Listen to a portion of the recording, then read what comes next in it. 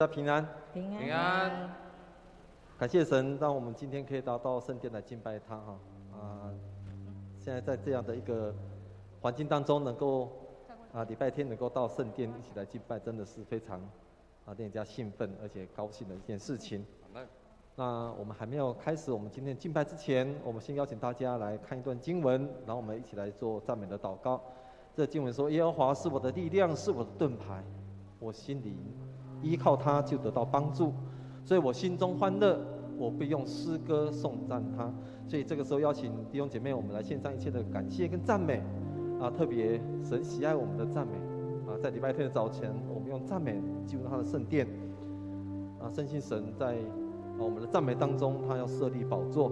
在赞美当中，他要赐下他的医治跟恩典在我们里面。所以我们这个时候，我们开口为我们可以来到圣殿来赞美神，为了神的信实，为了神的公义，为了神在我们生命当中的作为，我们献上感谢，献上赞美，我们开口来赞美他。亲爱的父神，主啊，我们要赞美你，唯有你是配得赞美的神。主啊，我们要在这个礼拜天的早晨献上一切的赞美。主啊，你是信实的，你的信实是极其广大，你的信实直到万代。还有对要是的主，我们要用我们的生命，用我们的歌声，用我们的身心完全的来匍匐敬拜赞美你。主啊，你是配得我们颂赞，配得我们赞美的神。在礼拜天的早晨让我们用赞美来到神的圣殿，用赞美来亲近你，用赞美来回应神在我们生命当中奇妙的恩典跟作为。我们将一切荣耀归给你，特别将早上敬拜恭敬摆在神的手里面。愿神你的圣灵临在我们当中，帮助我们，让我们可以打开我们的心，迎接圣灵光临，迎接圣灵降临。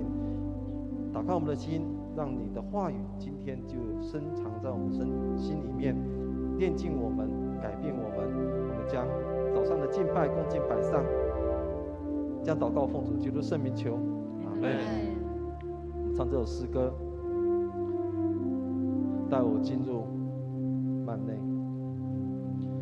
带我进入幔内，带我进入幔内，神宝座面前与你相见面对面，是对你是何等甘甜。带我进入，带我进入幔内，带我进入幔内，宝座前与你相见面对面，敬拜你是何等宝贵。带我进入幔内，带我进入幔内，带我进入幔内，宝座前与你相见面对面，亲近你是何等甘甜。带我进入幔内，带我进入幔内，宝座前与你相见面对面，敬拜你是何等宝贵。带我进入幔内，带我进入幔内，带我进入幔内，宝座前与你相见面对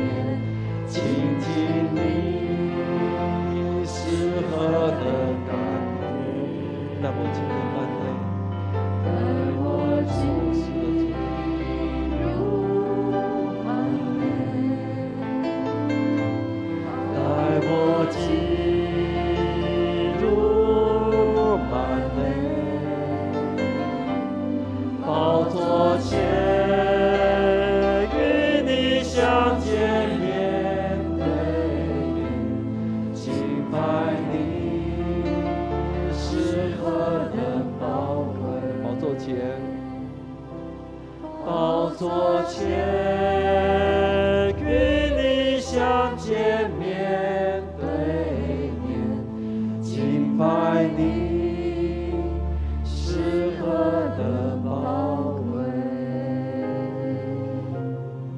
我们能够到神的圣殿里面来敬拜他，是何等的美，何等的善，何等的宝贵。阿门。求神的灵今天光照我们，帮助我们开我们的心眼，特别洗净我们的罪，让我们可以跟神面对面。我们知道，假如我们身上有罪，我们到神的面前的时候，是感到许多的羞愧，感到非常的不配的。但是神他的爱子用他的宝血要洗净我们一切的罪，让我们可以用圣洁的灵、圣洁的心来到神的面前，跟他面对面，领受他的恩典，领受他的救恩。这是何等喜乐的一件事情！所以这个时候邀请大家光照我们，特别用他的宝血来洗净我们这些我们知道跟不知道的罪，让我们可以脱离罪恶的捆绑，让我们可以脱离撒旦的攻击跟撒旦的一个网罗的辖制，让我们可以得到完全的自由，可以来到神的圣殿里面来敬拜他。所以我们为我们自己的罪献上祷告，我们也特别为台湾这块土地所犯的罪，我们献上祷告，求神的赦免，求神的医治，求神的光照。所以我们开口为我们自己的罪来献上祷告。现在我的主啊，在你面前单单认自己的罪。主啊，求你用你的宝血来洗净我们知道跟不知道的罪。主啊，我们得罪了你，因此而让我们跟神的关系而断绝。神啊，但是你用你的爱子的宝血来洗净我们的罪，让我们可以恢复跟神的关系。是的，我们感谢你。求神这个时候来帮助我们，帮助我们可以更清楚的知道如何走在神合神心意的道路上。一些魔鬼撒旦的攻击，求神用你的宝血来遮盖、来斩断，让我们可以在这捆绑当中得到完全的自由跟释放。哈利路亚，是的主啊，主啊，你帮助我们改变我们，炼净我们。哈利路亚，是的主。主啊，我们要进入到你的幔内。求神你帮助我们，让我们可以跟神你直接的面对面，洗净我们一切的污秽，洗净我们一切的罪。哈利路亚，是的主。我们再次唱这首诗歌，进入幔内，求神来光照我们，带我进入幔内，带我进入幔内，带我进入幔内，宝座前与你相见面对面，亲近你是何等甘甜。带我进入幔内，带我进入幔内，宝座前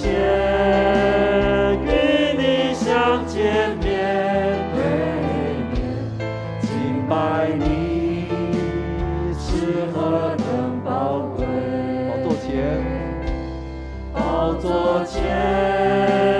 与你相见面对面，敬拜你是何等宝贵。这时候邀请大家来为我们的国家来祷告，为我们的社会来祷告，特别为我们现在世界的局势来祷告。我们知道现在目前还有很多的疫情控制在整个的地球，我们许多的百姓，许多的人民，许多的人类在受到这样的疫情的一个攻击，有许多的不一样的一个挑战。我们特别为这样的事情来献上祷告，我们特别为台湾的众教会献上祷告。求神能够兴起所有的台湾众教会，能够成为传扬平安福音的一个教会，能够传扬救赎恩典的一个教会。所以我们开口为为我们国家，为我们社会，为这个全球，特别为台湾的众教会咱们献上祷告。我们开口来祷告。还有这个是的主啊，这时候特别将我们所面对的这样的一个困难摆在神的面前，这样的挑战摆在我们面前，神啊，求你原谅我们在你面前所犯的罪特别这样的一个灾害，这样一个灾难临到我们的时候，主啊，让我们可以看见神你的恩典也在当中。是的主，你的救恩也在当中。主啊，你兴起更多的基督徒在各地能够传扬神的福音、平安的信息。福音的信息，主啊，你兴起更多的教会愿意成为主的灯台在这个黑暗世代当中能够照亮这个黑暗的世代。还有都要是的主，唯有你是我们的唯一的盼望，唯有你是我们的唯一的拯救。主啊，求你这个时候能够来兴起更多的教会，愿意传扬这样的一个拯救的救恩让我们在这样的一个世代当中一个困难的世代当中，一个危险的世代当中，一个不平安的世代当中，能够得到那平安的确据。还有都要是的主，我们感谢赞美你愿神亲自的帮助我们亲自的眺望我们，还有都要感谢赞美。这样祷告奉主基督圣名求，阿们。第二点，我们为我们自己来祷告，特别为我们教会的弟兄姐妹来献上祷告，求主保守我们的心不受攻击，我们有平安、有喜乐、有信心、有盼望。我们特别为我们跟家人的关系为家里的所有的成员，我们的父母亲、我们的小孩、我们的弟兄姐妹来献上祷告，保守他们的身心灵得以健壮，我们跟他们都有好的关系。第三个，我们为我们的工作、职场、学校跟我们的同事、同学之间都有一个好的一个人际关系第四个，我们为我们的经济能够稳定，能够解决我们目前所遇到的一个财务的困境，我们献上祷告。最后，我们为我们自己的身心灵的健康，我们面对的一些疾病的一个困难跟挑战，我们来祷告，也为我们的家人的健康，我们献上祷告。我们开口来为这样的事情来祷告。这样不主说，特别将我们的弟兄姐妹的身心灵恭敬摆在神的手里面。神啊，你创造我们是如此的美好，你创造我们是如此的荣耀。主啊，虽然我们有许多的困难挑战，但是我们深信神你是与我们同在，让我们可以享受那神你的儿女的那种荣耀跟幸福跟那个恩典。主啊，求你帮助我们，让我们生活是有信心、有盼望的。让我们心中是充满了信心的，充满了喜乐跟平安的。虽然外在环境是如何的挑战我们，但是我们心中是充满了神赐下他永远的那个平安。求你保守我们，让我们跟我们的家人跟我们的同事之间有和睦的关系，让我们在这样的一个环境当中，在我们的关系当中，我们成为一个祝福人的人。主啊，你帮助我们，让我们在工作上可以稳定，让我们有稳定的工作的收入，解决我们在财务上的一些困境，让我们所需要的神就赏赐给我们，让我们不会有缺乏。主啊，你保守我们，特别保守我们所有弟兄姐妹的身心灵得以健壮，得以健康保守我们的家人也有健康的身体，让我们用神所赐下健康的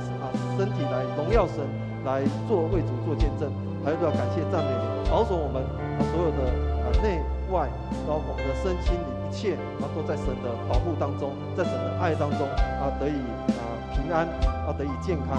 充满了喜乐。这样祷告奉主基督圣名求，阿们。我们接下来为我们教会的同工来献上祷告，特别为我们教会的各种事工来献上祷告。我们为我们的牧者团队，为我们的长子同工，我们服事团队跟团契的首长跟干部蛮有属灵的恩赐，在他们的服事上面蛮有能力。我们为我们教会的属灵气氛来祷告，让我们教会里面充满了渴慕圣灵、喜爱祷告渴慕上帝的话语。我们喜爱热情的敬拜，我们有关怀陪伴的这样的一个心，能够学习，能够成长，在灵命上不断成长更新的生命。我们为这样的一个属灵的气氛来献上祷告。最后，我们为我们教会大使命的事工，特别在9月份，我们开始要启动幸福小组，求神使用这个事工来吸引更多的人来认识我们这位独一的真神。我们特别将这样的事工摆在神的手里面求神来帮助我们，让我们这样的事工是可以荣耀神的名。这个事工可以帮助更多的人来认识他。所以我们开口，我们教会的这些同工为教会的合一，为我们教会接下来的这些事工，我们献上祷告，我们开口来祷告。亲爱的父神主啊，求你使用我们的教会，成为祝福的教会。我们特别为我们的牧者团队，为长子同工来献上祷告。神啊，求你赐下合一的灵在这当中。让我们这些同工们长子们牧者跟神有建立美好的关系，常常从神那边来领受神赐下的一个祝福。在神那边领受神的心意特别在教会的一个服事上面，让他们服事更有力，让他们带领整个教会能够往神所立定的那个目标来走，让我们教会成为一个敬拜的教会，成为一个祷告的教会，成为一个会抢救灵魂，让人进入到这个教会里面来的时候，他们心得到释放，得到自由得到完全的丰盛的一个教会。还是要感谢赞美神。求你特别让我们9月份开始的幸福小组的事工求神能够帮助这个事工能够传扬神的福音，让神的救恩能够借着这个事工能够让更多的未信者能够来认识你，让他们的生命一样得到翻转，同样跟我们一样领受神大大的祝福。主啊，求你帮助我们的教会成为一个荣耀神的教会，让许多人涌进到这个教会来的时候，他们的疾病得到医治，困难得到解决，生命得到改变。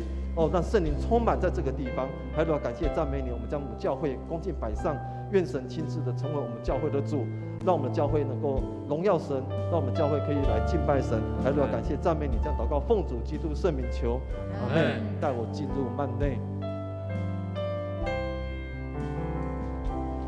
带我进入幔内，带我进入幔内，宝座前与你相见，面对面，亲近你是何等。请大家起立，我们唱这首诗歌，带我进入。带我进入幔内，带我进入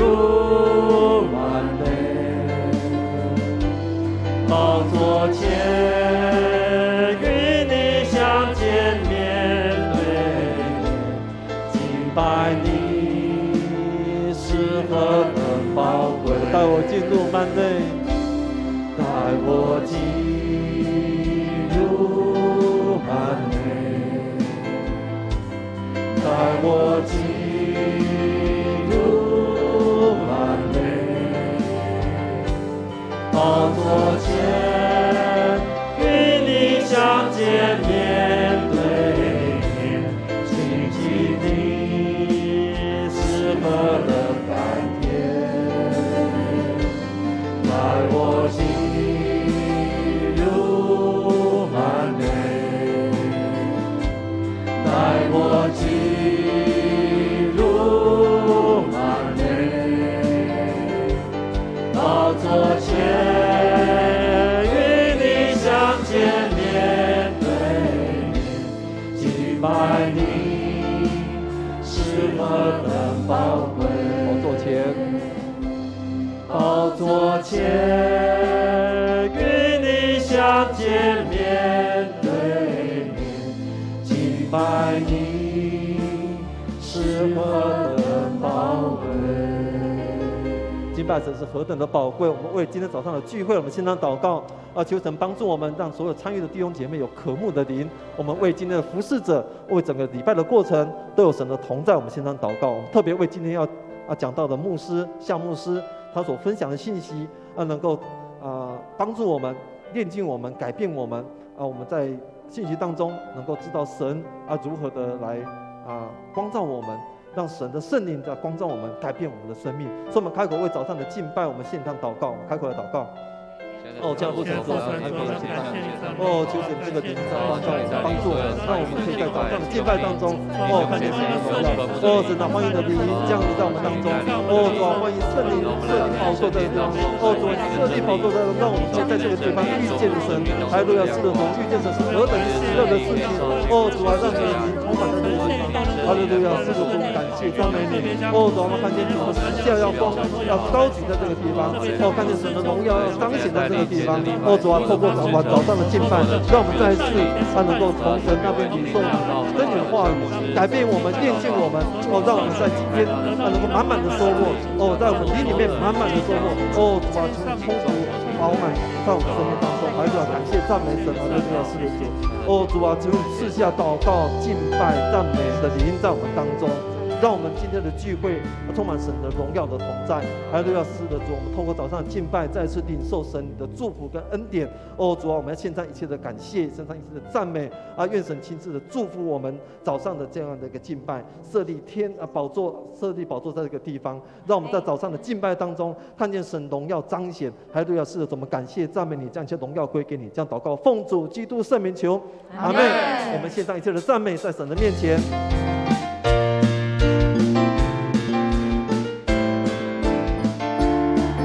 上赞美，我献上赞美，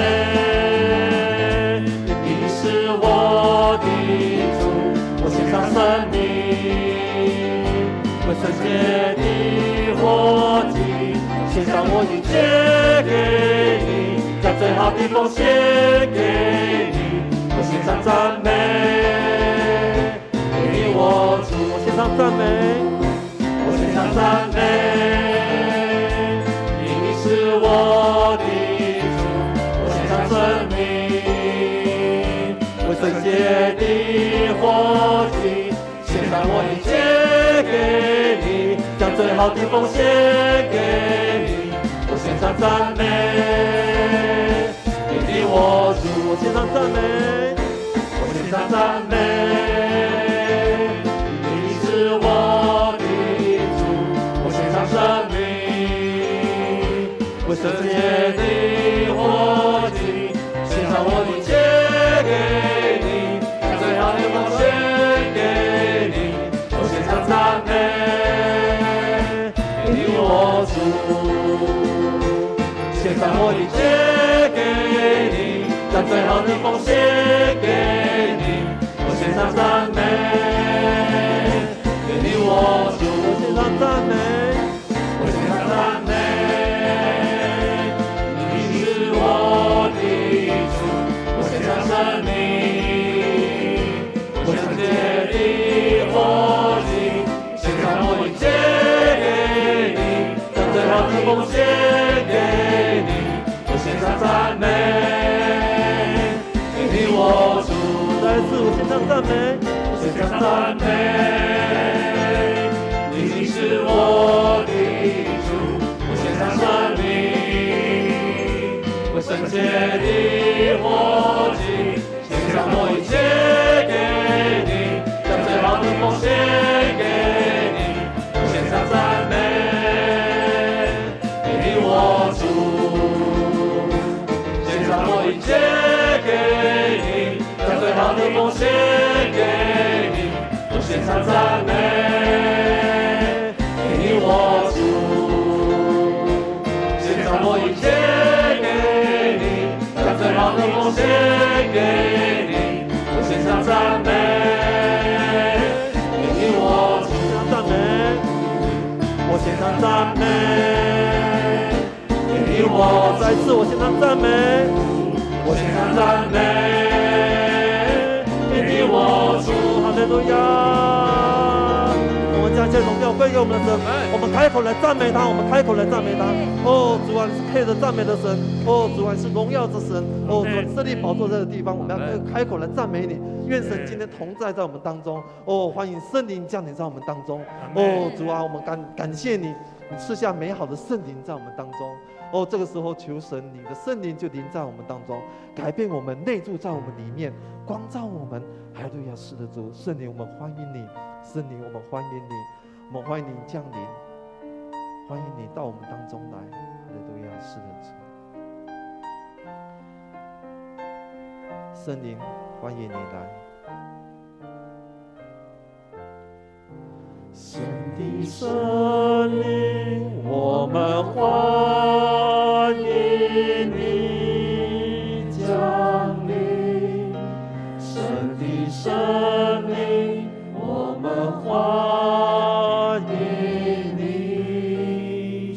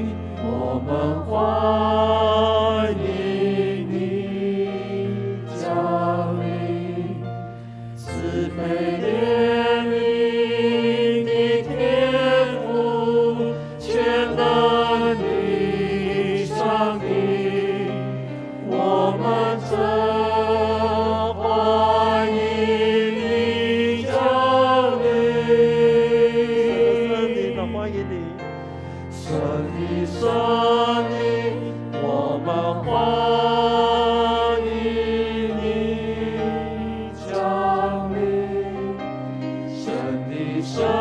命，我们欢迎你降临，慈悲怜悯的天父，全能的上帝，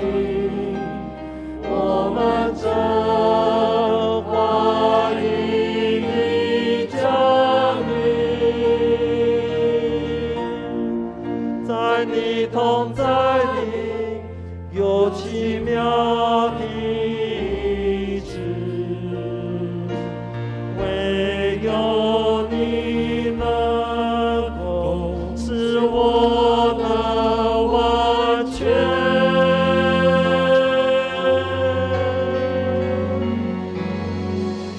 你本伟大，你是伟大的神迹，无人能与你相比，无人能与你相比。你本伟大，你是伟大的神迹，无人能与你相比，无人能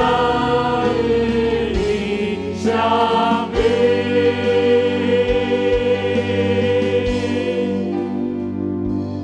你真配得荣耀，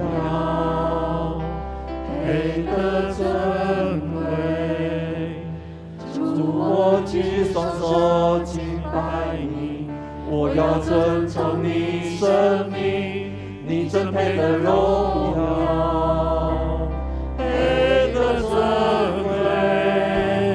主，我举双手敬拜你，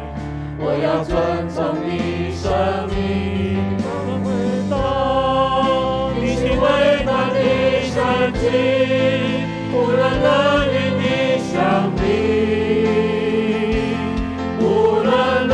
与你相比。你们伟大，你是伟大的神，无人能与你相比。你们伟大，你是伟大的神迹，无人能与你相比，无人能与你相比。你们伟大，你是伟大的神迹，无人能与你相比，无人能与你相比。我灵歌唱赞美，救主我生。你真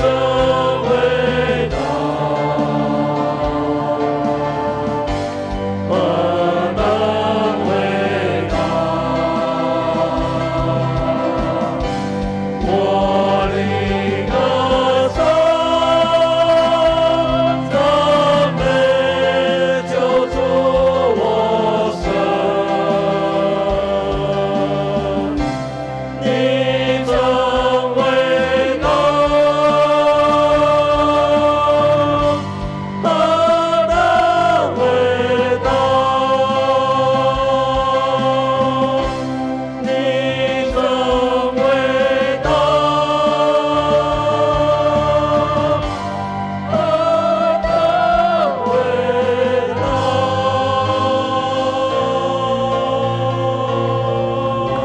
哈利路亚。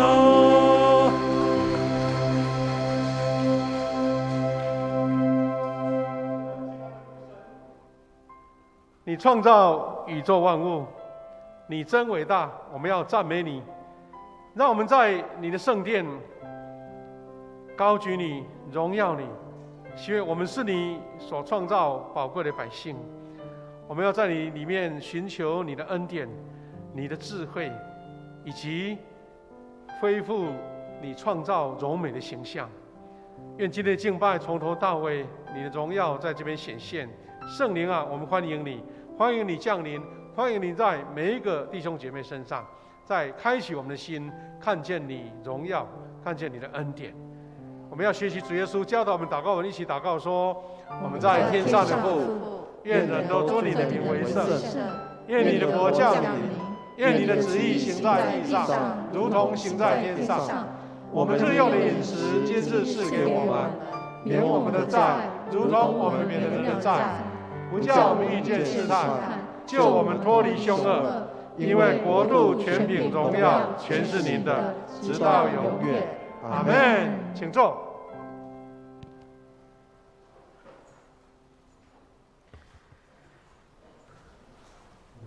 恭受上帝的话语。我们来看2段的圣经。第一段圣经是记载在哥林多后书第5章第16到第18节。第二段圣经是腓立比书第3章第7节到第8节。我们先看第一段，我们一起来念。所以我们从不再来估量人，虽然我们曾经根据人的标准来看基督，现在我们不再这样做了。无论谁，一旦有了基督的生命，就是新造的人，旧的已经过去，新的已经来临。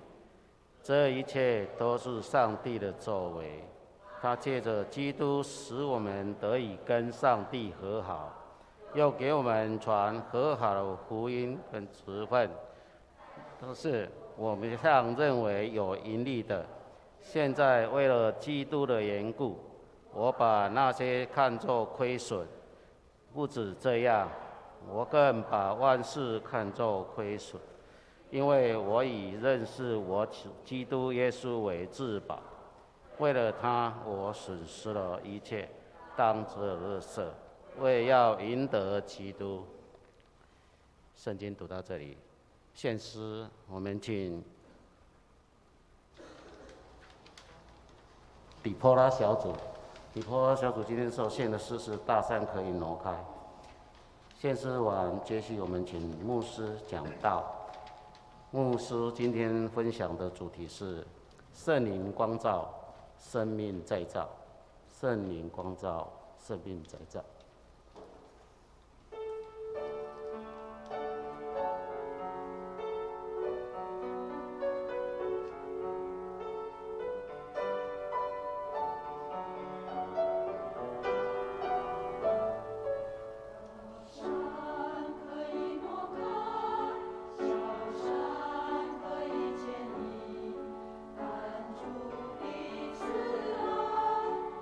永远不离开。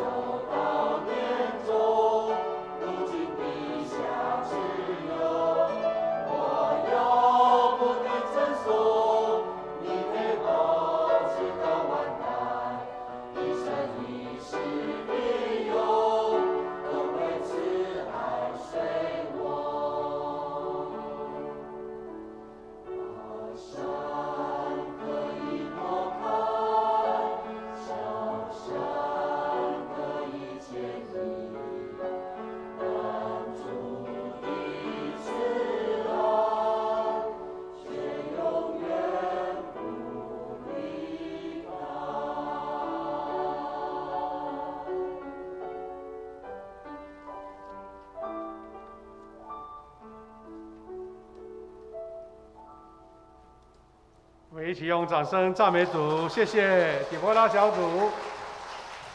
感谢主哈！我们的底波拉小组原来是慈宝小组今天第一堂礼拜呢，我们的底波拉小组的新的小组长瑞玲姐妹有做差派，我们再一次请她站起来，让我们给她鼓励一下，好不好？谢谢。他们原来聚会的时候是比姐妹为主了哈，所以呢，一般我们在小组里面，如果是夫妻一起服侍，是比较一个男女都有的小组。但是因为他们以姐妹为主，所以他的先生是主爸就被派到别的小组去服侍。我们的寿文医师给他鼓励一下好不好？来，我说王医师他在另外一个小组以男生为主吧。来服侍，我们感谢主哈。我们的小组呢，因为有这样忠心服侍主的牧者小组长所以每一个小组都得到非常好的眷顾保守鼓励我们继续为各小组来祷告。我们要分享主话语之前，我们再一次做祷告。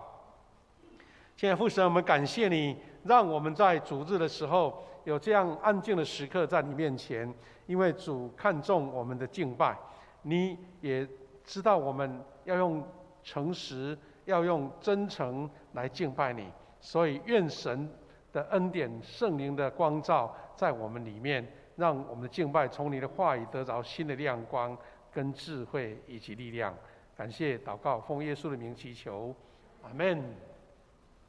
那弟兄姐妹，我们接续了前面我们一起分享在周年庆的时候，我们一起分享了我们教会的一个使命宣言那很多弟兄姐妹看到我们在电梯里面也在贴了这个5个使命宣言，就是我们希望我们的富强教会是一个建造整个完整荣耀神的教会，是神恩典的教会。其中一个主题是我们求主带领我们所有富强人，每一位弟兄姐妹是一个灵命丰盛的教会。换句话说，每一个弟兄姐妹愿意追求神的话语，愿意听神的话按照神的话语来行。那弟兄姐妹，我们在这个灵性的一个主题里面呢，我们发现到，从上个礼拜我们的分享里面看到，在圣经很多伟大的人物，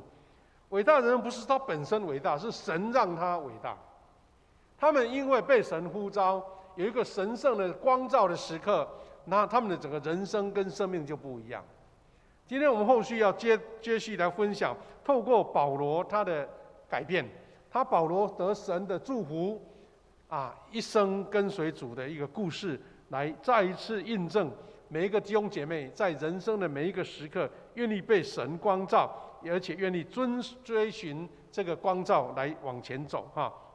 那我们今天学习的2段经文都很熟悉，我们等一下再来做复习就可以那我们可以说，保罗呢，他原来是不信主的，而且是敌对的，但是他遇见神了，圣灵光照保罗，带来了生命的转化。我们要用几个大纲来接续，因为大家对他的故事蛮熟悉的他起先是专门带头来迫害基督徒的。使徒行传9章第2节，他自告奋勇，向当时的大祭司请了命，就是要去大马士革，以前我们叫大马色去那边捉拿基督徒。他的人生的改变是从迫害耶稣开始的，但是他因为这样被神呼召的时候，他的人生就180度的改变。他本来自诩正义，带头迫害捉拿基督徒，原先是肉眼黑暗的，但是神让他的心明亮了起来。所以圣经记载说，在往大马士革的路上，一道光从上下来，四面照射着他。四面那表示光是充满每一个空间的然后肉眼黑暗，他原先是从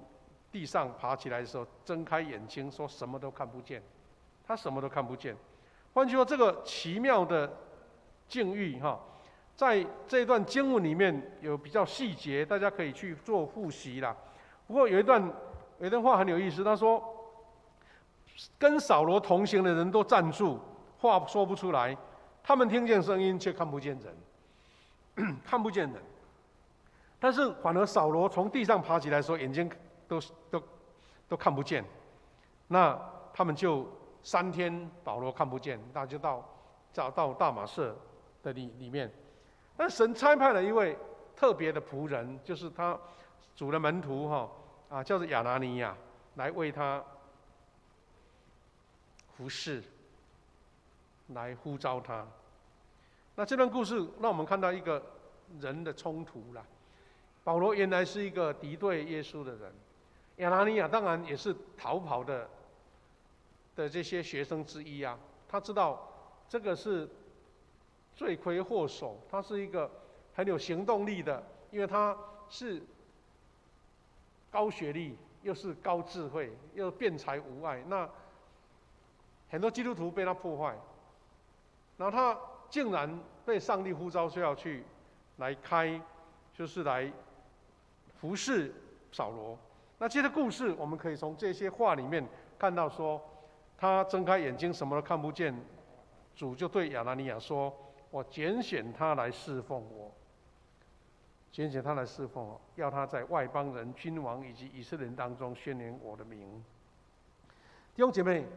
我们刚刚读了前面那一段经文，哥林多后书有第一句话16节说：“所以从今以后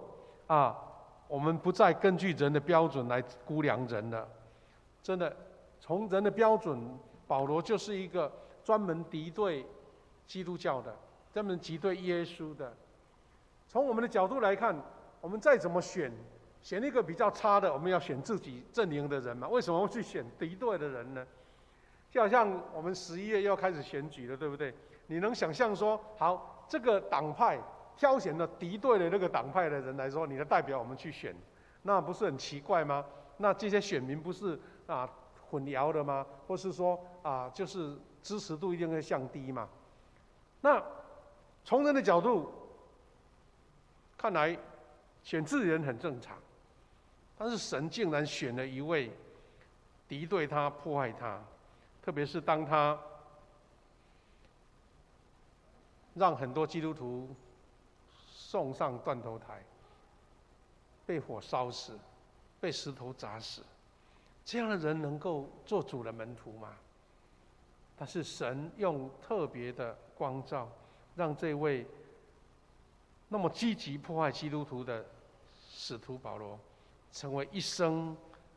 好像是为了赎罪的感觉了哈，为了报答神在他身上所施下的恩典，或是为了赎罪，他就一生愿意为主牺牲，任何的苦他都愿意受。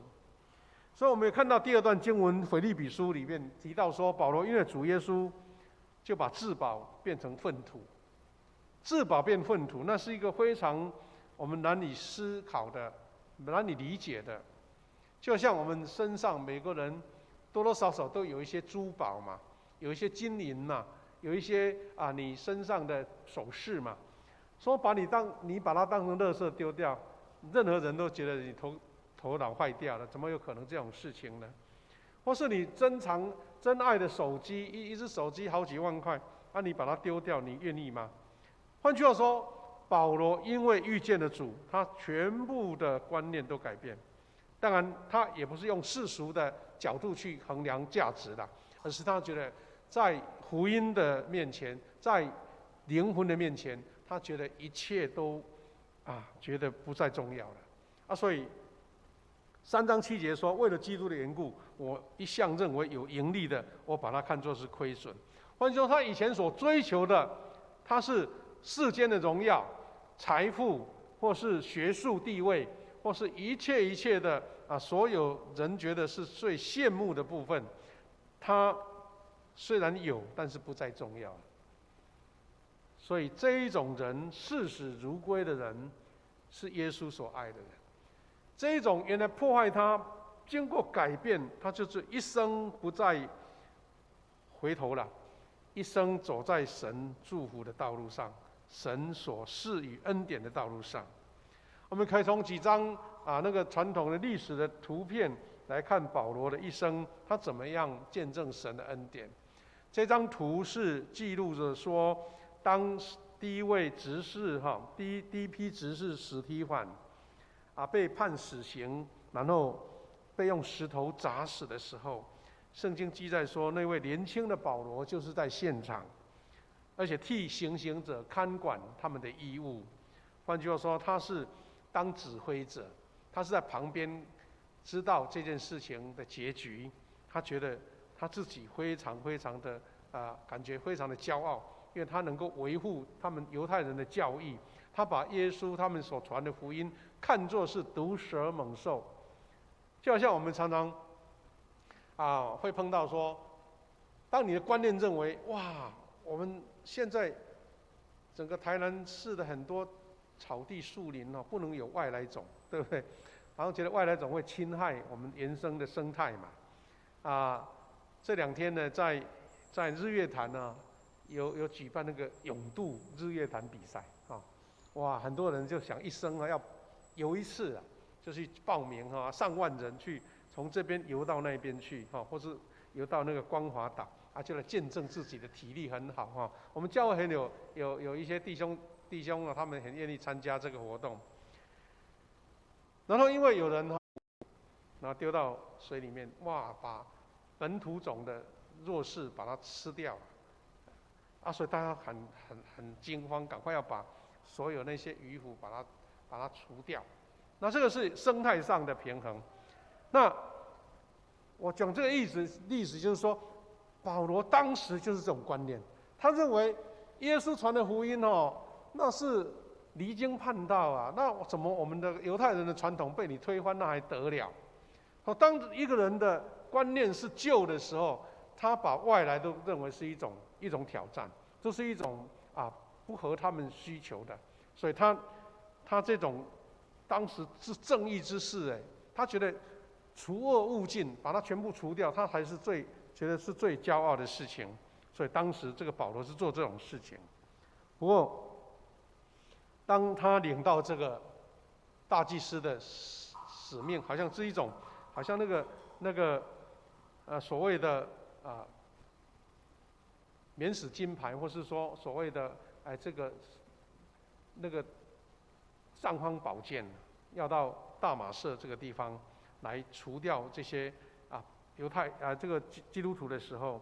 他就说要进入大马士革城的时候，忽然天上发出强光，四面笼罩住了保罗，他就从马上面跌下来。当然这张图刚刚有人跟牧师讲说，圣经也没有讲保罗骑马其实这个是后来的一些圣经的画家他们描述的一个不是仔细有描述这样，但是他就是真的从跌下来，那整个眼睛就看不见了那我们看到圣灵的光照让保罗的生命带来转化这些图画都蛮珍贵的不过因为太小了，他看不清楚了。后来保罗呢，他一生就以传福音为职志了，就不再改变，完全不改变。而且他年老的时候，在监狱的时候，他还讲一句话说：“我没有违背天上来的意象。”他就一生走这条服侍主的道路。那神用一种很特殊、强烈的一个映照，来让保罗带来生命的改变。所以呢，保罗呢，很多圣画到说，保罗就手拿一支剑，还有拿着一封书信，代表是什么呢？表示他为主殉道，他后来是被处死的，而且他一手持的书信，为的是要见证神奇妙的恩典跟救恩这是保罗被审判的一个图画那后来很多画都描述保罗一手拿剑，一手拿着书信或是圣经，那表示神高举了他坐在宝座上。那这张图画的那个下面的台阶呢，有一个是保罗被砍头的照片那个画，那表示说肉体被毁坏了，但是神高举了他，让他成为一个教会的一个建造者。那圣经新约很多的书信都是他所写的。那这是保罗的一些图画，很多圣话都写到这个地方。那各位弟兄姐妹，我们知道人我们基督徒被呼召的时候有很多特别的，比如说有人是因为被某一个培灵会或是一个布道会或是在信物小组里面被感动了，就决志要信主。有时候是一个很小的一个我们所谓的一个情境，但是你一生就记住那一个被感动的时刻。那神用不同的角度对我们来光照我们。我们回想一下，你到底在你的人生历程当中，特别是在信主过程当中，或是你献身要做主的工的时候，神在哪一个点呼召了你？保罗是神直接呼召他了，但是神也差派了亚拿尼亚这一位使者，他的门徒来为保罗重新再造，让他走出以前迫害基督徒的人生，成为一个为主献身的人生。可能你的人生当中也有这样的亚拿尼亚在你身边，他可能跟你讲了几句话，让你一生就永远没有忘记。所以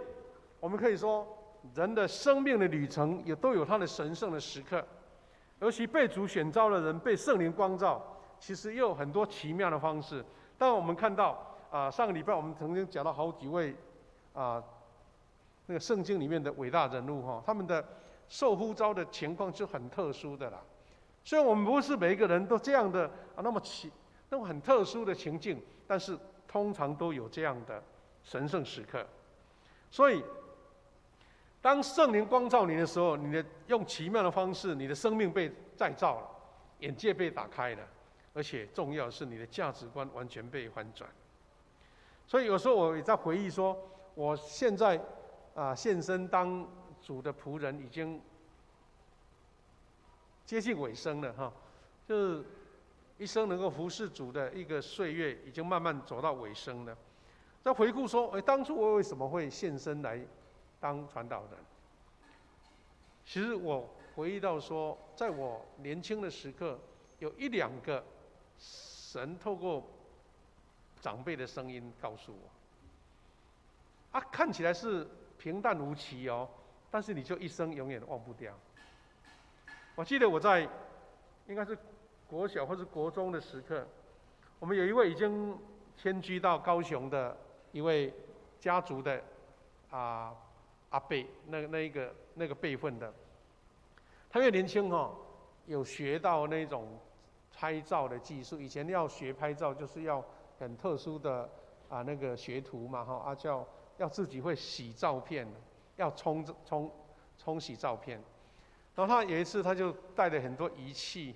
他的设备还有照相机来我们的故乡七美这个小岛。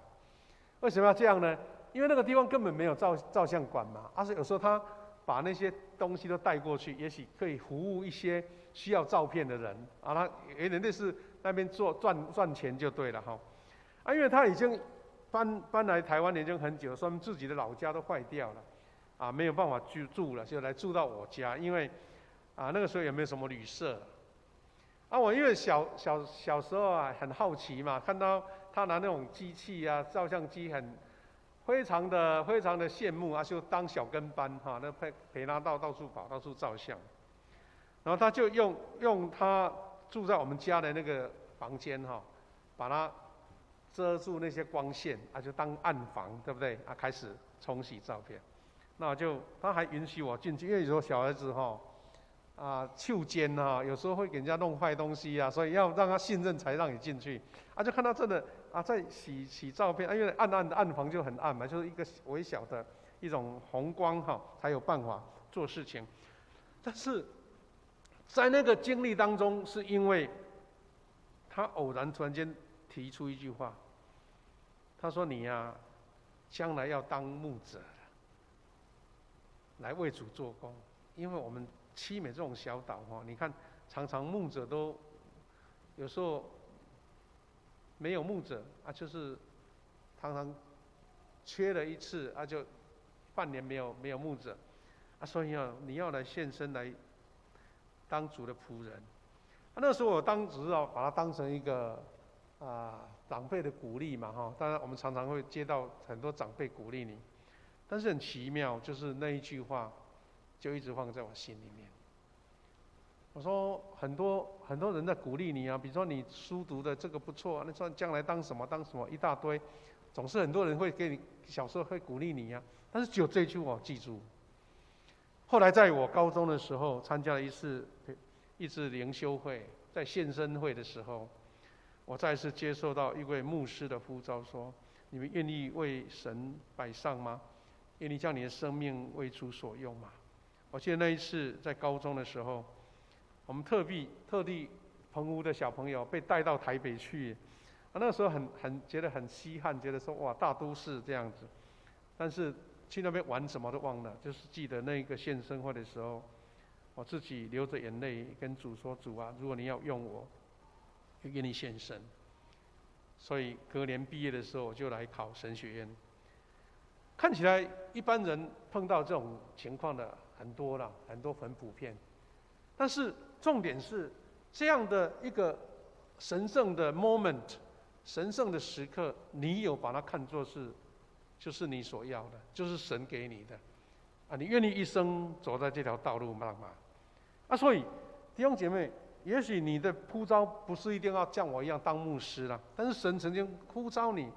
在某一个岗位上，在你的人生当中，借由你所领受的恩赐来造就别人，祝福别人。你愿意这样子继续像保罗一样永远的走上这条道路吗？我们再看另外一个圣经里面被神翻转的人，就是我们常常讲的这个12支派的元老，就是雅各。他后来12个儿子是从他出来的嘛，成为以色列的一个12支派。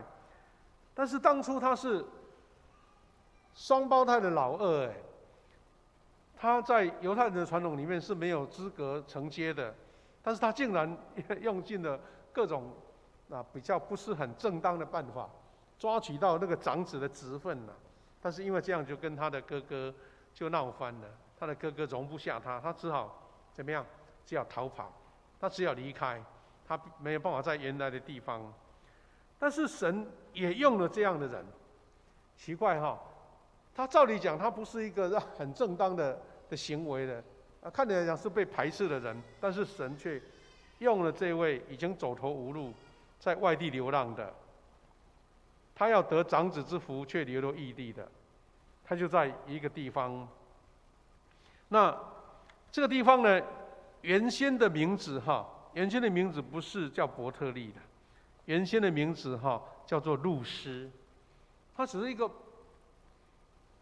走了疲累，晚上到了，就拿了一块石头当他的枕头，就躺在那边睡觉。没想到他竟然在这个地方遇见了神。所以圣经里面提到说，当他躺着睡觉的时候，梦见一个梯子从地上通到天上，梯子上有上帝的使者上下往来，又看见主在那旁边对他说：我是上主，是你祖父亚伯拉罕的上帝和以撒的上帝。我要把你现在躺着的这块土地赐给你和你的后代，你的后代要像尘土一样多，向东西南北各方来扩张领土。一个在家族被排斥、被遗弃的人，一个走投无路的人，神却使用了他，让他成为以色列，让他成为一个族长。所以当他醒的时候，他说：上主确实在这地方，我竟不晓得。主祭坛，他就把那个地方成为敬拜主的地方，很有趣。原来那块石头只是他靠头好躺着好睡觉的地方，那块石头竟然是成为祭坛。我们人生有时候你会觉得我自己一无是处没有什么好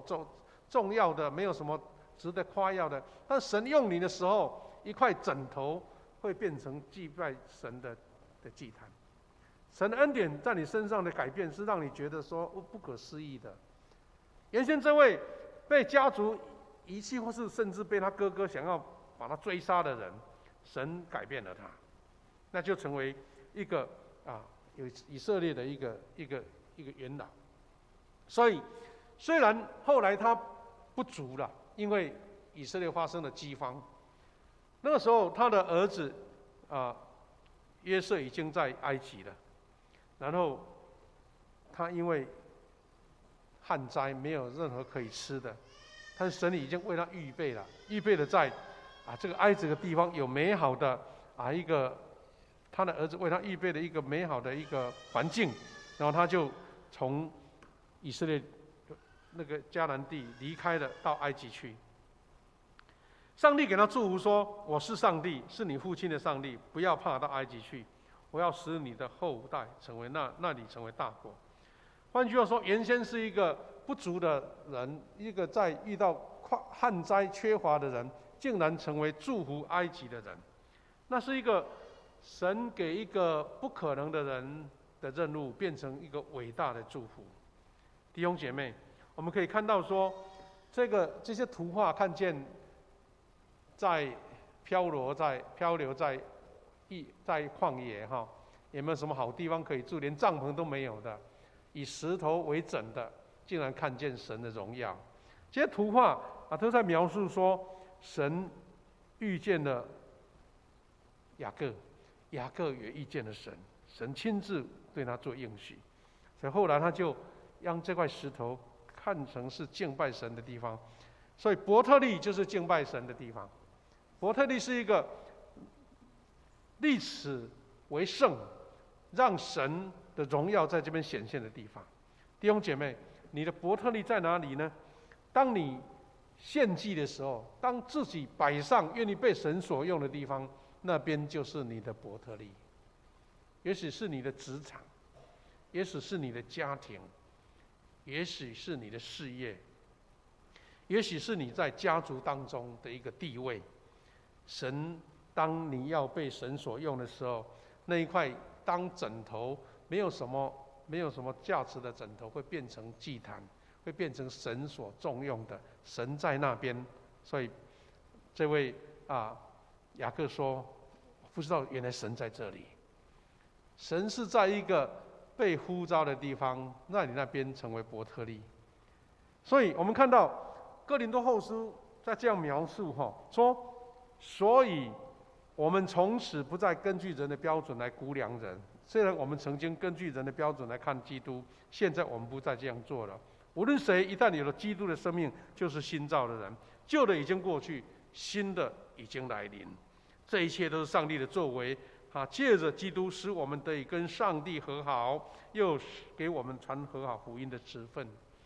弟兄姐妹，一位迫害基督徒的保罗，因为有基督的生命，他就是一个新造的人。雅各原先是为了自己的个人的私利，破坏了长子的名分，一个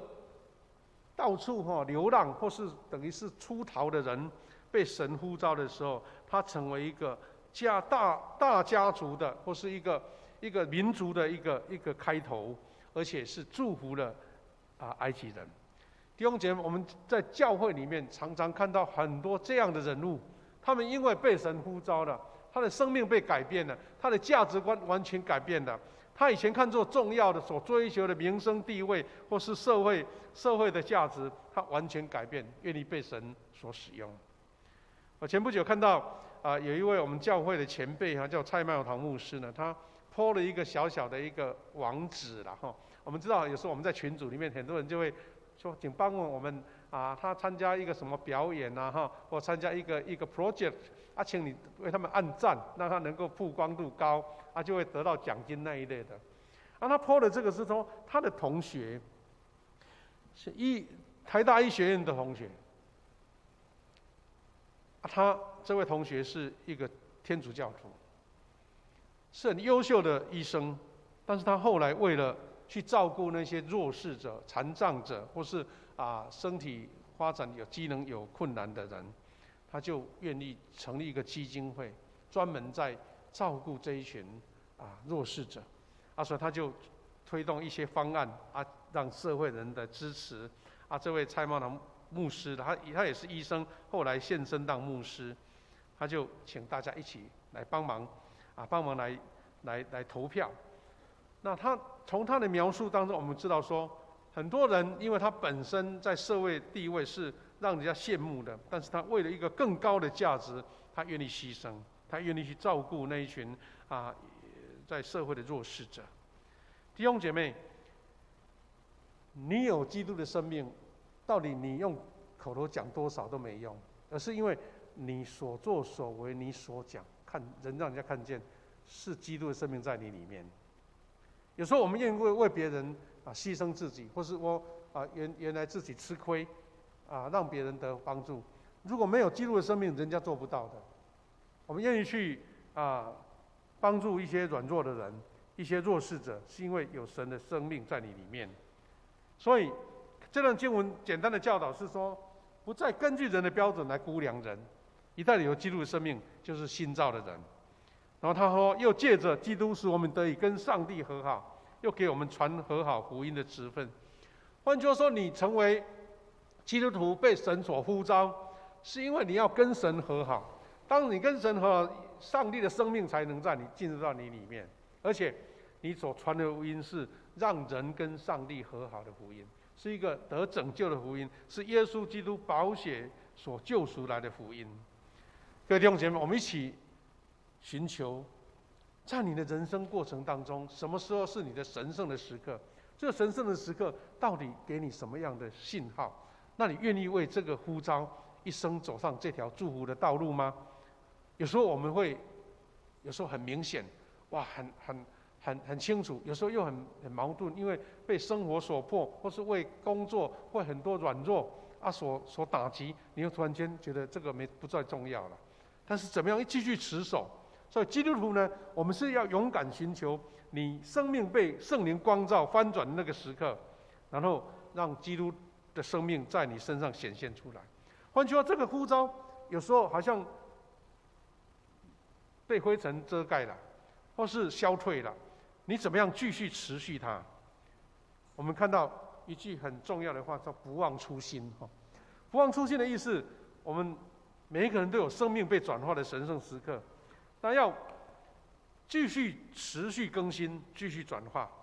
让你的这一个呼召永远保持在一个高档的地方。就像保罗他一直讲说，我没有违背天上来的意向，因为我一生要走上这条当初耶稣用光照我，然后叫我一生服侍他。神用这样的方法来带领保罗，我相信神也在你身上带领你，你怎么样成为一个荣耀主的人生？我们很多人喜欢用这句话来彼此勉励。启示录2章第4节，他说：“然而有一件事我要责备你，就是你把起初的爱心离弃了，所以应当回想是从哪里堕落的、坠落的，并要悔改，行起初所行的事。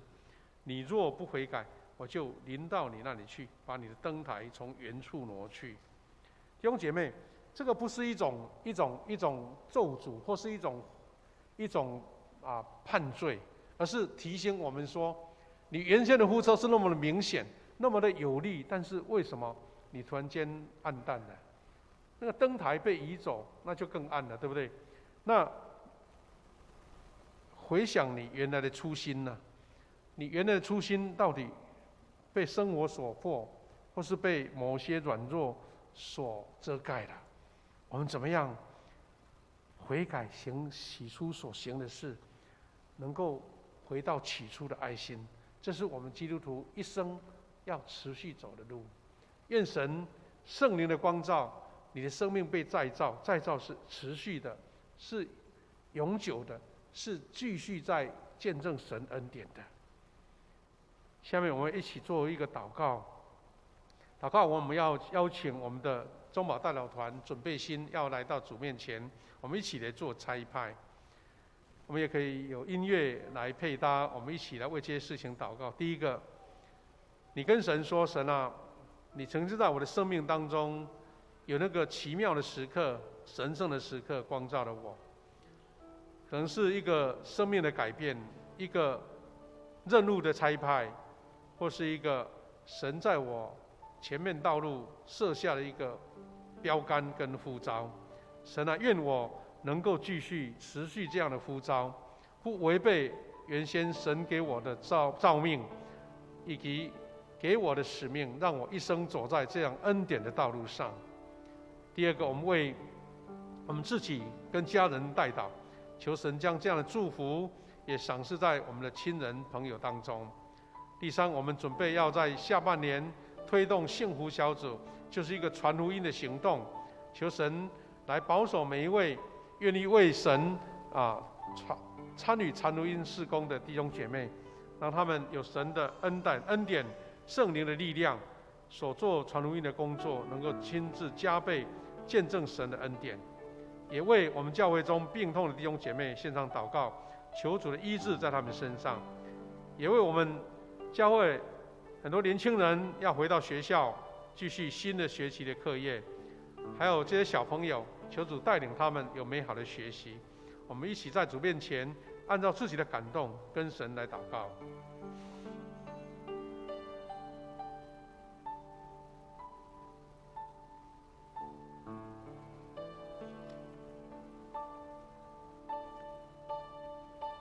亲爱的天父上帝，我们在你面前再一次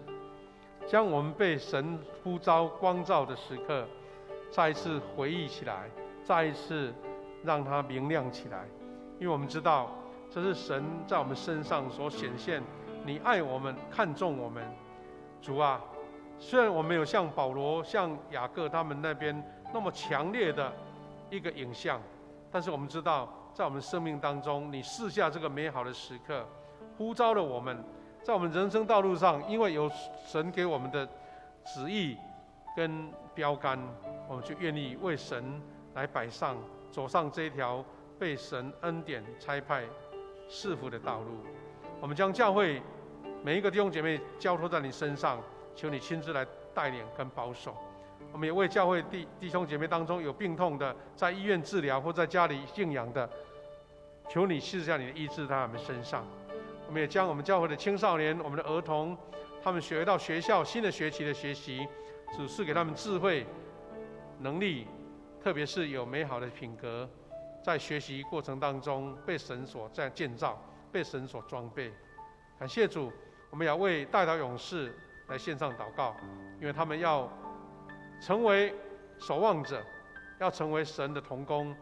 要为每一件事情来献上祷告。求你亲自赐恩典跟智慧给他们。我们这样祷告祈求，奉靠主耶稣基督的圣名，阿们。弟兄姐妹，我们请有敬拜团的同工一起来带领这一首《充满我》。一边唱的时候，我们要邀请我们所有代祷勇士到前面来，要这个差派要做差派。我们一起来唱这首《充满我》。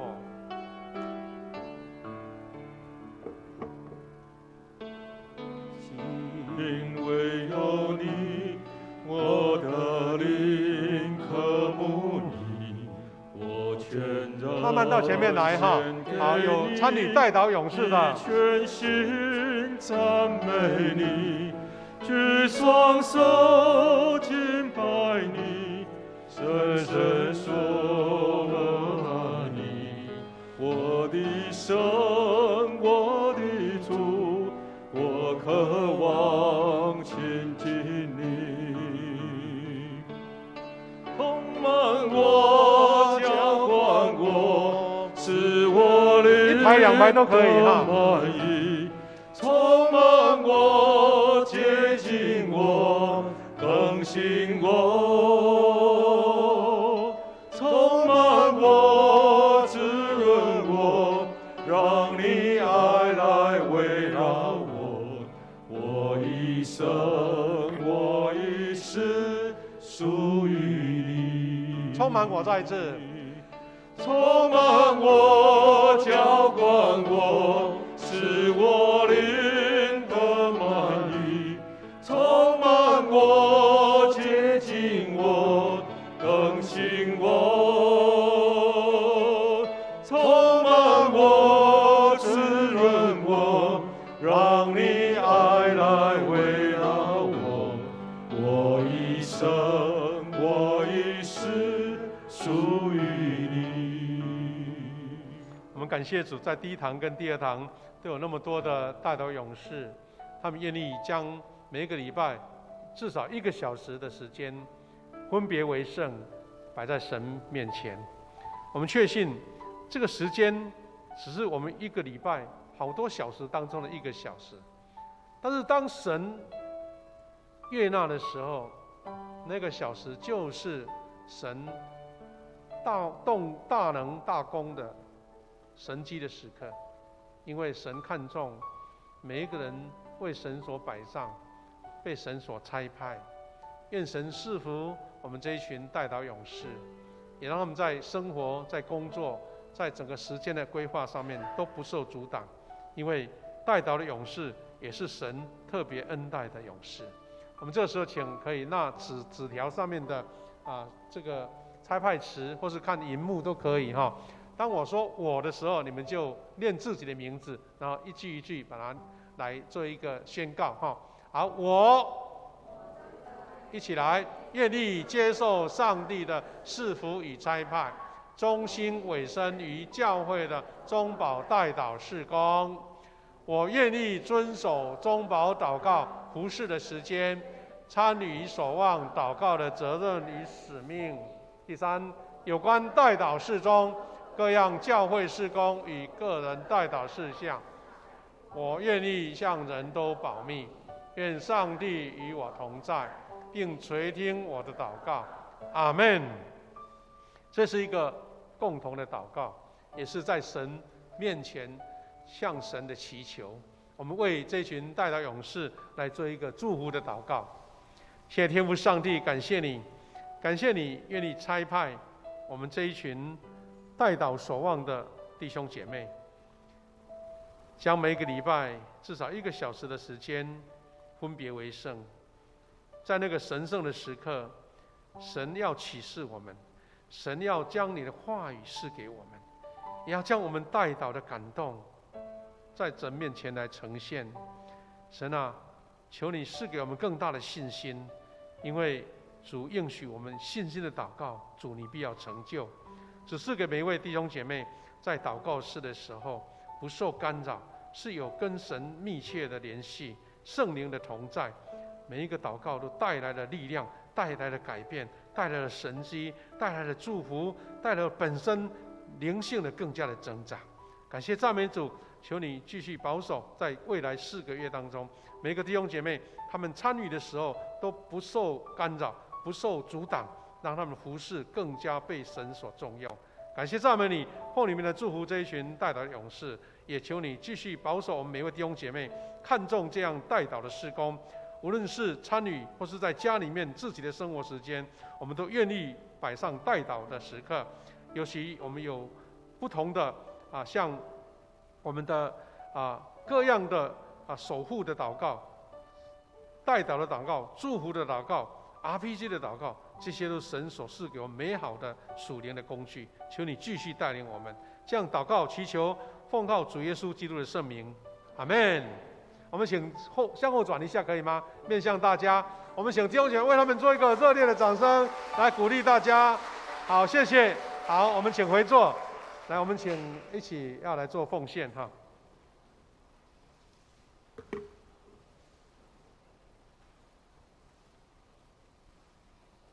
回应上帝的话，我们一起来奉献。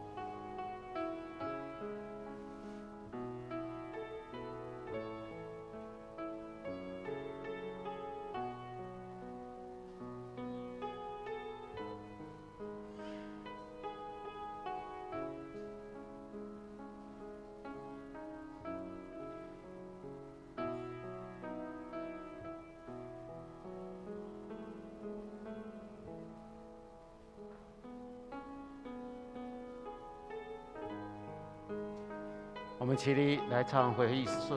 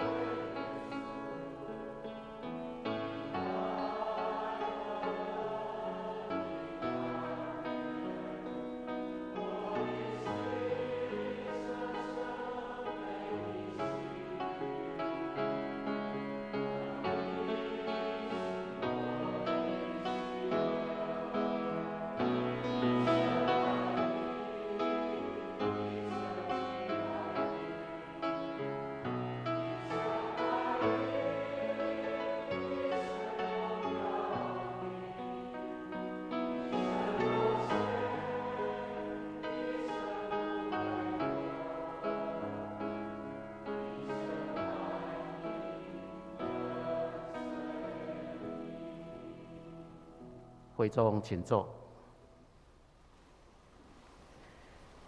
这时候我来报告。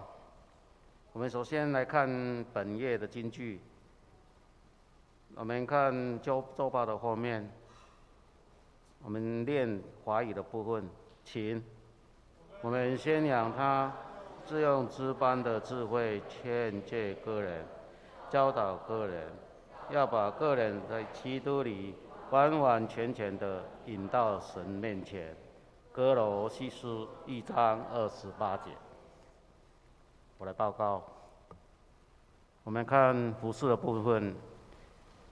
下周我们请年轻长老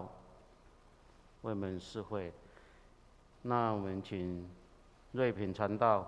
为我们讲道。我们看第4页，肢体交通。第一，本会今日举行中保代祷事工第14期代祷勇士祝福差派礼。我们继续一起经历祷告大人跟上帝奇妙的应许。那第三点小会公告，我们本会刚刚第一堂有举行保罗牧区的底波拉小组的新任小组长瑞琳姐妹来受任为小组长。我们恭喜她，愿上帝赐下牧养的恩膏，服事有力，来小组继续成长。第4点，我们欢迎本会的新聘的曾瑞平传道来到任服事。瑞平传道自9月份正式到任服事，为我们的青年事工的牧师。那一定在10月8号的星期六下午3点来举行封牧就任感恩的礼拜。我们为曾传道在本会的服事得力来献上代祷。曾传道本会的侍奉的主要的事工是在提莫太牧区的区牧，牧养基甸牧区主日学，跟筹划推动外展大专的事工。搭配的事工是教会的行政主日的正道，配合探访跟丧喜上的事工事宜。第5点，本会议定9月18日召开长职暨首长联席会议，定于18号的第2堂礼拜后下午1点半在2楼会议室召开。第6点，本会议定9月11号起推动的第5期的幸福小组，自实施的日期从9月11号到11月6号有9周，然后幸福小组Best进场。11月13号跟11月25号的福音主日名人讲座，还有感恩节福音茶会。那我们预计12月11号Best来受洗。第7点，我们本会要聘请新任的行政事工干事1名，请具有的履历表来交给牧师跟代议长老。第8点，奖学金的申请，本会第2期的奖助学金即日起开始申请。申请的项目有奖学金、高中到研究所及。来，我们再次谢谢瑞平传道哈。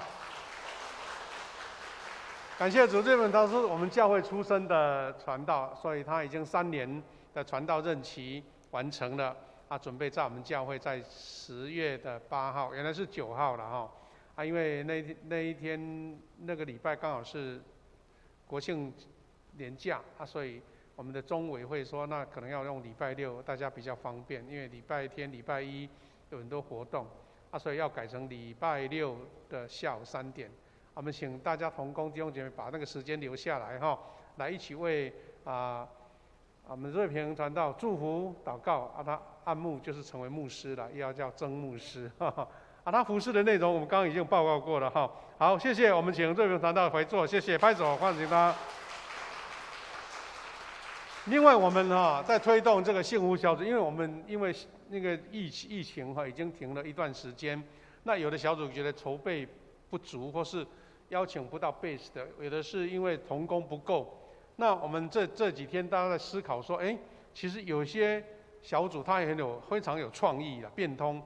就按照流程是要8个礼拜，可能时间用的太多，场地不够，所以开始有的小组就说。其实我们可以办几次的福音茶会，也就是幸福福音茶会啊，因为我们在11月13号跟20号有2堂的那个福音主日，就是名人开讲。那期待我们各小组，如果说你没办法做常态性的幸福小组，你就约好大家弟兄姐妹，或是在堂外聚会也可以啦，或是一个特别的时间，我们举办一个福音茶会，让这些 base 的有机会慢慢先受到一些。一个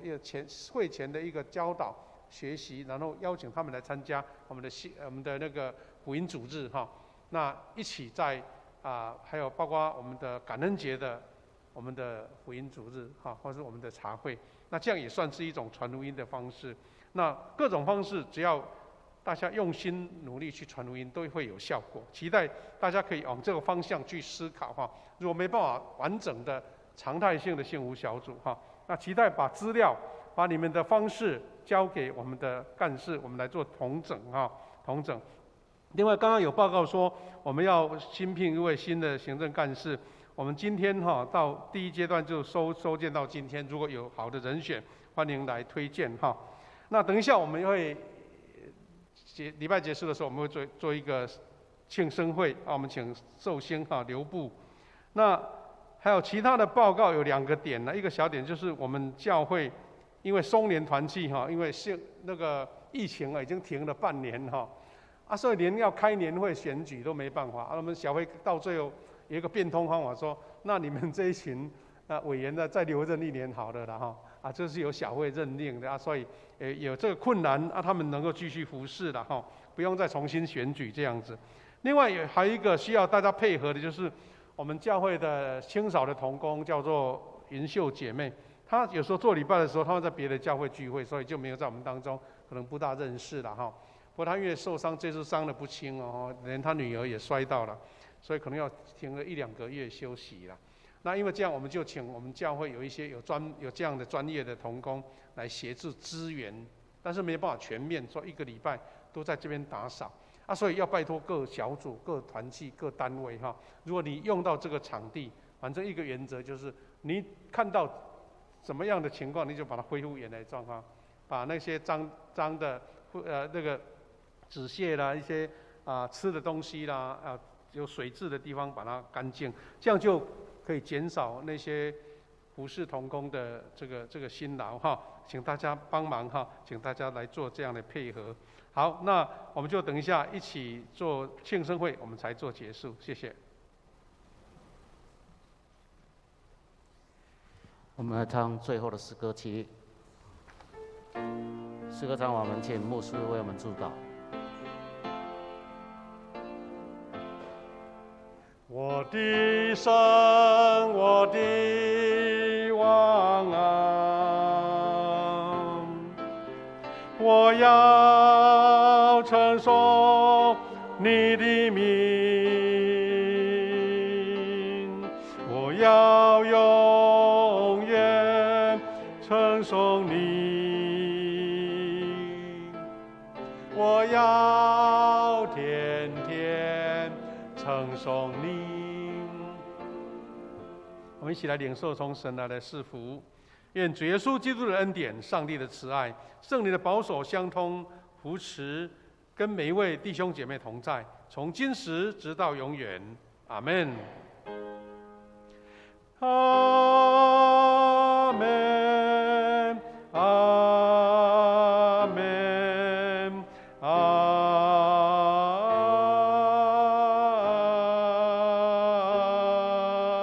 阿门。我们请坐，来默祷，预备来做庆生会。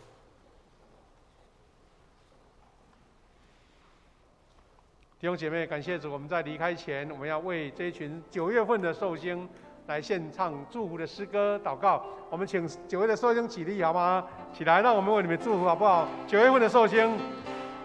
一起要唱的时候，再一次唱一次，来！祝你生日快乐！祝你生日快乐！愿主赐福给你，祝你生日！再唱是英文的。我们要请季平兄带2个小朋友到前面来，好不好？来吹蜡烛。Happy birthday, Happy birthday, Happy birthday to you！ 哇，季平兄他们全家得恩典，还有第3个小孩我们请他来吹蜡烛，来，都是小朋友带。好，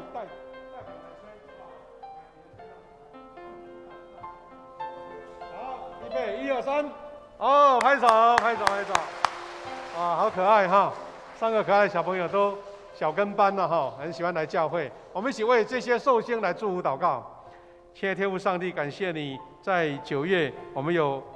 许多的寿星在这个月份出生，在接近秋天、接近这个中秋节的时刻，也是一个非常凉爽、神恩典祝福的时刻。主啊，求你借由庆生的时候，让我们的弟兄姐妹更加感受到神来的恩典，以及家族亲友的祝福，让他们在生命中活出神的恩典，也在生活当中有主的保护。他们无论是工作、生活、家庭、健康，都有神特别的恩典，让他们在日常的生活中领受到神特别加倍的赐福跟保守，也让他们在生活当中、工作当中为主做美好的见证。也求神赐福在每一位弟兄姐妹身上，我们每一位在平常的工作、生活、出入都有神的保护，一切都平安。我们要回去离开回去家里，求你带领我们一路都平安。我们这样感谢祷告，奉靠主耶稣基督的圣名，阿们。我们给彼此祝福一下祝你平安喜乐，好不好？愿神赐福你们。我们的3楼有我们3楼有吃的午餐请大家不要。